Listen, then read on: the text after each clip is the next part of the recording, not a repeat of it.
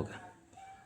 সুপ্রিয় দর্শক মণ্ডলী, আপনারা জানেন আসছে ত্রয়োদশ জাতীয় নির্বাচন অনুষ্ঠিত হবে আগামী 12ই ফেব্রুয়ারি রোজ বৃহস্পতিবার। কীভাবে ব্যালট পেপারে চিল মারতে হয় সেটা এখন আপনাদেরকে আমরা একটা পরীক্ষামূলক দেখাবেন আমাদের ইশতিয়াক হোসেন জিভু, আইনজীবী, বাংলাদেশ সুপ্রিম কোর্ট। তো আমরা এখন দেখব কীভাবে ব্যালট পেপার তৈরি করতে হয়। আসসালামু আলাইকুম, সবাইকে শুভেচ্ছা। আমার হাতে একটা নমুনা ব্যালট পেপার আছে।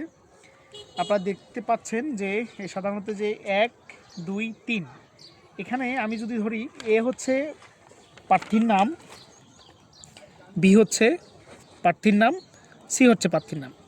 এখন আমাদেরকে যদি প্রপারলি শুদ্ধ নিয়মে যদি আমাদেরকে ভোট দিতে হয়, আমরা সাধারণত এই যে প্রতীক আছে, এই প্রতীকে আমাদেরকে সিল মারতে হবে।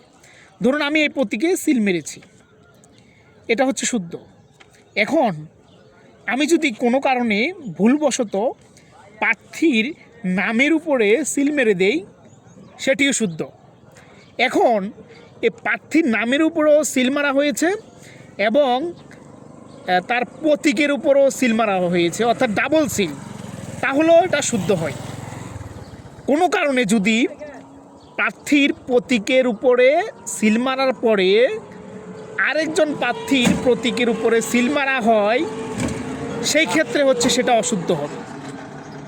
এখন কোনো কারণে দেখা যাচ্ছে যে আপনার পছন্দের প্রার্থীর প্রতীকের উপর আপনি সিল মেরেছেন, কিন্তু সেই সিলটা নিচের প্রার্থীর এখানে কিছু চলে এসেছে। এখন আপনার পছন্দের প্রতীকের প্রার্থীর উপরেও যদি 60% যদি সিল পড়ে, নিচের প্রার্থীর প্রতীকে যদি 40% সিল পড়ে, তাহলে আপনার 60% কিন্তু কাউন্ট করা হবে। এটা কিন্তু নির্বাচন কমিশনের বিধিমালায় আছে।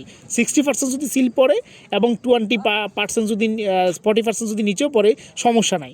এখন আপনি ভাঁজ করবেন কিভাবে?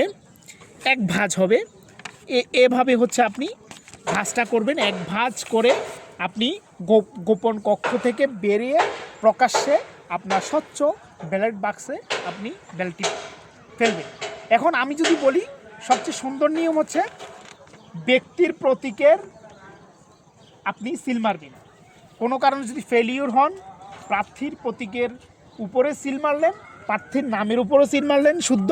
কোনো কারণে ভুলবশত শুধুমাত্র প্রার্থীর নামের উপরে সিল মারলেন, সেটিও শুদ্ধ হবে। ধন্যবাদ সবাইকে, ভালো থাকবেন,